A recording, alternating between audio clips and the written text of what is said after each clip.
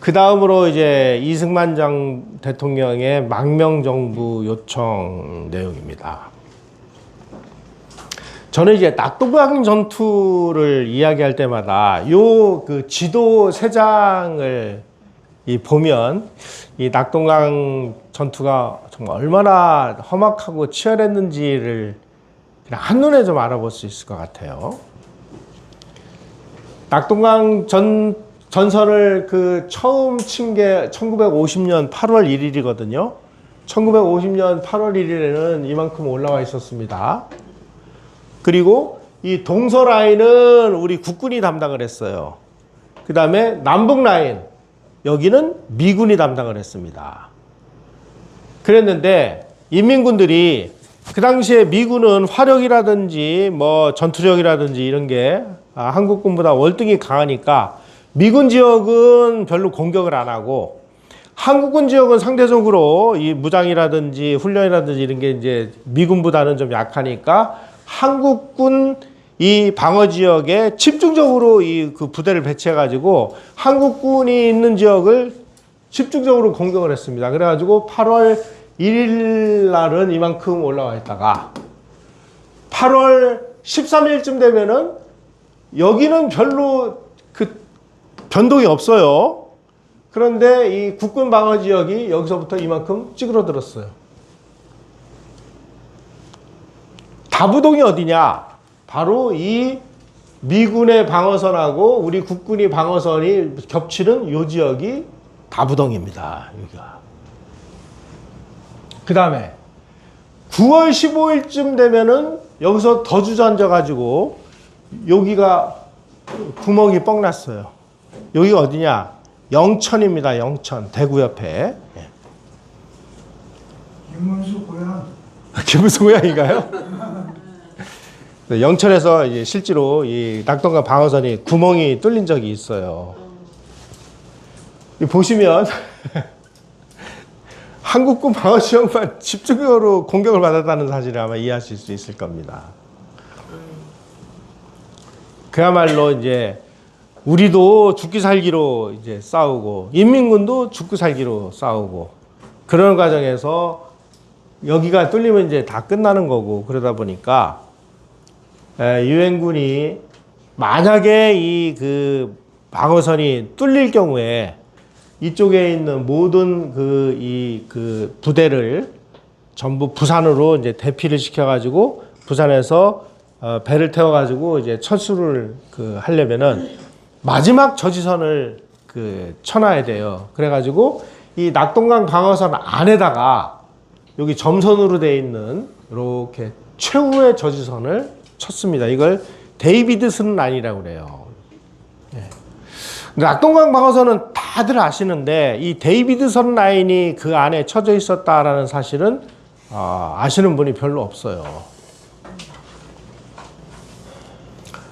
그러니까 뭐 이 작전하기는 굉장히 방어하기에는 유리한 상황이 돼버렸습니다. 왜냐하면 이제 이민군들이 다 한 곳에 밀집돼 있잖아요. 특히 미군 방어선보다는 국군이 방어하고 있는 지역에 이민군들이 와글와글 막 개미떼처럼 몰려 있으니까 이것처럼 좋은 폭격 먹이가 어디 있습니까? 그래가지고 막 유엔군 폭격기들이 와가지고 막 이 이민군이 모여 있는 곳에다가 막 네이팜탄을 터트리고 막 뭐 난리가 나가지고 이민군이 8월 한 달 동안에 7만 명이 죽거나 다쳤어요.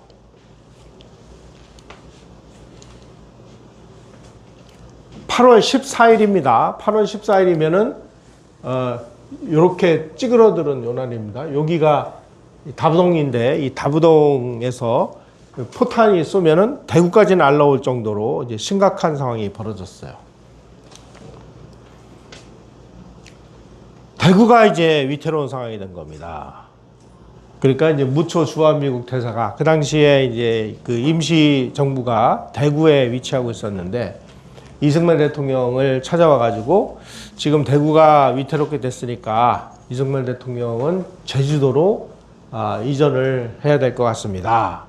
이렇게 이제 무초대사가 제주도로 피난을 권유를 하니까 이승만 대통령이 어떤 식으로 대응을 했느냐 하는 내용이 요 6.25와 이승만이라는 요 책에 아주 상세하게 나와 있습니다.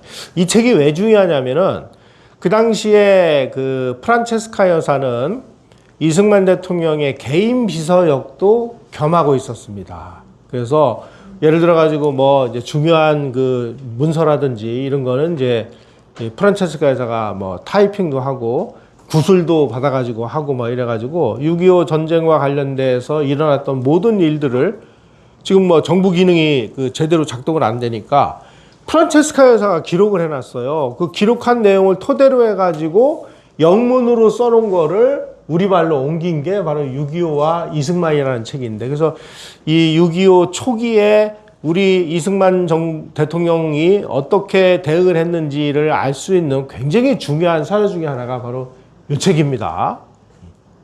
관심 있는 분들 이 책 한번 읽어보세요. 정말 기가 막힌 내용들 많이 있습니다. 프란체스카 여사가 그 장면을 이렇게 보고 기록을 해놨어요. 무초가 한참 열을 올려 얘기하고 있을 때 대통령이 허리에 차고 있던 모젤 권총을 꺼내들었다. 순간 무초 입이 굳어져 버렸고 얼굴색이 하얗게 질렸다. 대통령은 권총을 흔들면서 이 총으로 공산당이 내 앞까지 왔을 때 내 철을 쏘고 적을 죽이고 나머지 한 알로 나를 쏠 것이다. 우리는 정부를 한반도 밖으로 옮길 생각이 없다. 모두 총 걸기 위해서 끝까지 싸울 거다. 그러니 우리 보고 어디 뭐 이전하라, 이따오 소리 하지도 마라.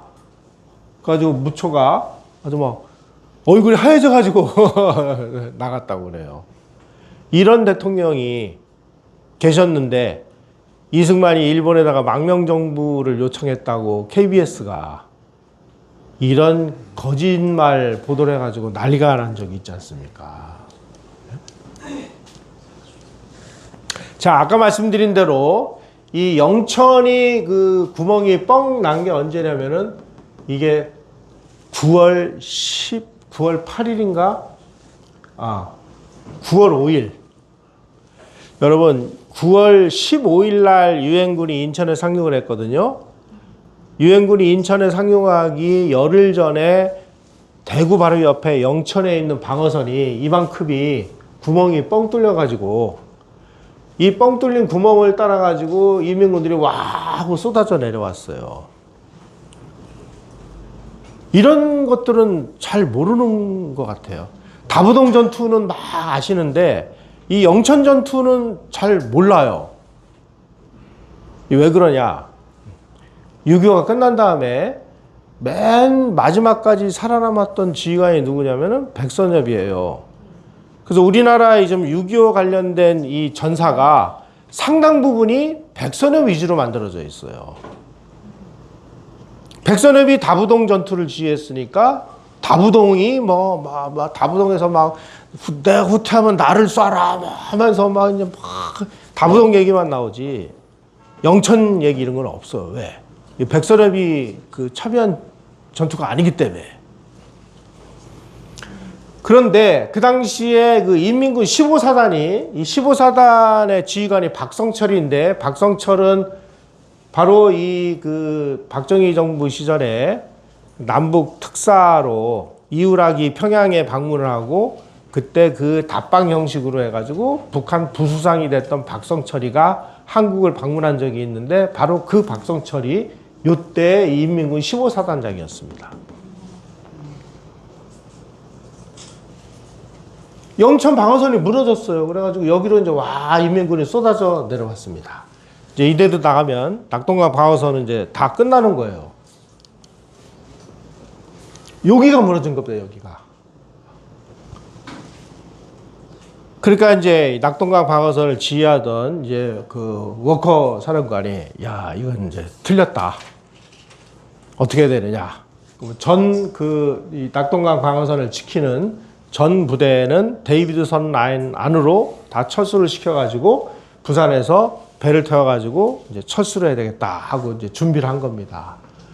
그때 이 영천 방어선이 뚫린 걸 보고 요 유재웅 장군이라는 분이 야, 그 영천을 뚫고 들어온 요 인민군이 요놈들이 대구 쪽으로 갈까? 아니면 부산 쪽으로 갈까? 어느 쪽으로 갈까? 막 고민하다가 아마 이놈들이 대구보다는 부산 쪽으로 와가지고 항구를 점령하려고 할 것이다. 그러면은 얘네들이 분명히 경주로 이제 부산으로 가려면은 길이 경주로 나와 있으니까 경주 쪽으로 올 것이다. 그리고 경주로 넘어가는 그 길 양편에다가 우리 국군들을 전부 매복을 시켜놨어요. 아니나 달러. 이 영천방어들을 뚫고 내려온 이 인민군들이 경주 쪽으로 오는 요 길목으로 들어서면서 우리의 이 포위망에 걸려든 거예요. 가지고 일망타진을 했습니다.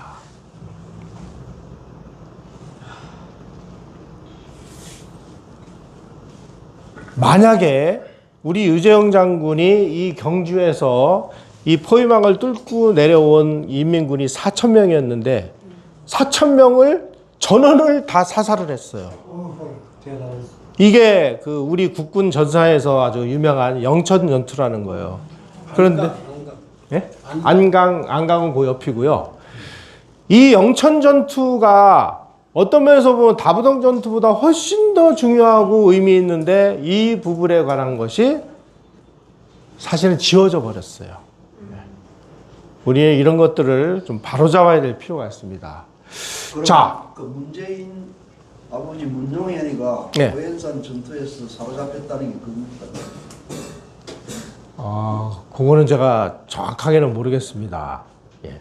그런데 어쨌든지 간에 자, 우리 국군이 요 영천 지역에 뚫고 나온 요 부대를 경주에서 막 이제 섬멸 하려고 하는 그 와중에 위컴 사령관이 안 되겠다. 지금 이제 이 낙동강 방어선을 포기해야 되니까 한국군 중에서 가장 용감하게 싸우는 2개 사단, 그 다음에 민간인 가장 중요한 엘리트 10만 명을 그 제주도나 하와이나 괌으로 우리가 이송시켜 가지고 망명정부를 만들 테니까 준비를 해달라.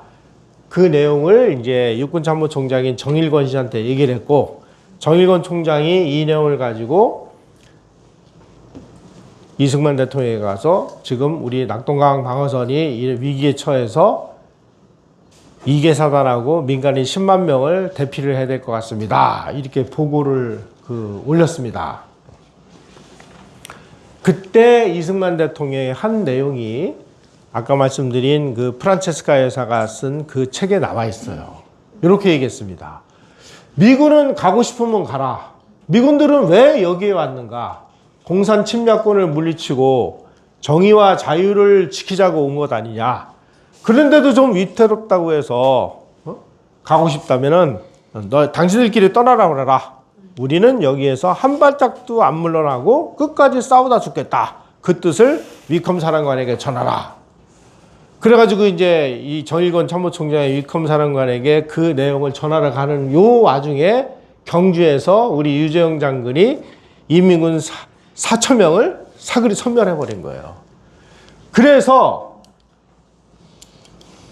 이 낙동강 방어선을 포기하고 데이비선 라인으로 철수를 하는 이 작전이 취소가 됐습니다.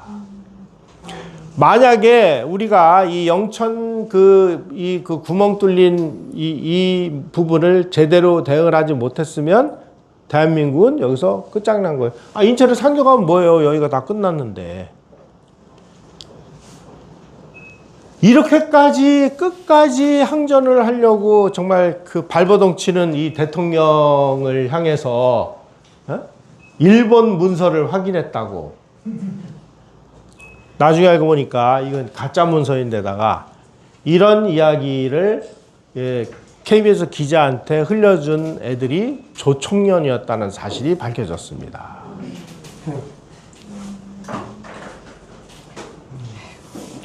간단치가 않은 거예요, 이게.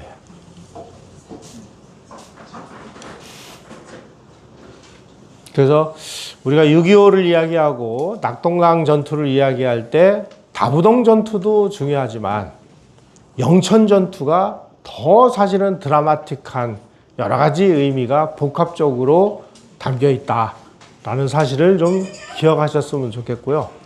우리 지금 그 6.25 전사가 너무나 일방적으로 이 백선여 위주로 이 만들어져 있는 거에 대해서 이 군인들 중에서도 참 뭐라고 야 이대로는 안 되는데 라는 그 생각을 가진 사람들이 상당히 많은 걸 저는 알고 있는데 왜 이 사람들이 이런 얘기를 못하냐. 그러면은 백선엽 장군의 이 그 무용담을 깎아내리는 게 될까봐 사실은 참 뭐 얘기는 못 꺼내고 가슴은 아파하고 제가 이 영천 전투 이야기를 저 펜앤마이크에서 한번 방송을 한 적이 있어요. 그때 저한테 전화를 주신 분이 계십니다. 권영애 장관이 저한테 전화를 주셔가지고 권영애 장관이 육사단장을 지내셨거든요. 그때 이거 아무도 모르는 내용이고 아무도 이야기를 못하는 이런 내용인데 당신이 이런 얘기를 해줘서 정말 내가 육사단장을 지낸 그 출신으로서 너무나 고맙다. 하지만 이 문제는 우리가 반드시 짚고 넘어가야 되고 이런 것들을 지금 그 특정인 개인을 그 위해서 만들어져 있는 6.25 전사 때문에 이 소홀히 취급되어 있는 이런 부분들을 우리가 계속 발굴을 해서 국민에게 좀 알려달라. 이런 제가 부탁을 받기도 했어요. 영천 전투 상당히 여러 가지 의미가 있는 그런 전투입니다.